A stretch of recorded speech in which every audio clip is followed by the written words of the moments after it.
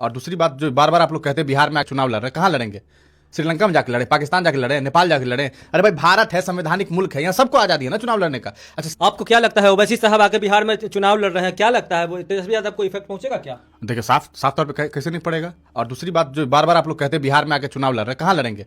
श्रीलंका में जाके लड़े, पाकिस्तान जाके लड़े, नेपाल जाके लड़े?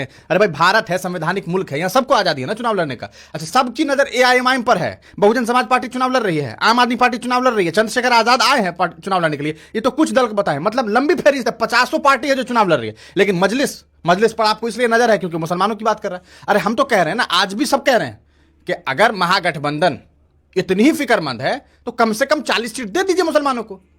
सही बात कहा था प्रशांत किशोर ने कि फातमी साहब को, सिद्दीकी साहब को यह तय करना चाहिए, पार्टी को कहना चाहिए कि भाई हमारा जो 18% जो हमारा सीट बनता है दीजिए, नहीं तो छोड़ देंगे। हालांकि ये लोग तो समझ रहे हैं इनको चाहिए क्या।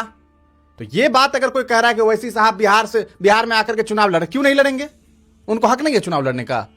अब तेजस्वी यादव के घर पर गए थे, उनको चिट्ठी लिखा, चिट्ठी लिखने के बाद बीबीसी में उन्होंने ये बात कही दी थी कि हमको कोई सूचना नहीं मिली, हमको साहब ने फोन नहीं किया। अरे भाई आपको चिट्ठी दिया गया, सारा काम कागज पर होता है और आपको फोन करवाना है। तो ये जो चीज है, एक बात समझ लीजिए, जीतना हारना अलग बात है, लेकिन किसी के चुनाव लड़ने पर अगर आप सवाल उठा रहे हैं तो इस देश के लोकतांत्रिक सिस्टम पर सवाल उठा रहे हैं, ये एकदम गलत है, ऐसा नहीं होना चाहिए।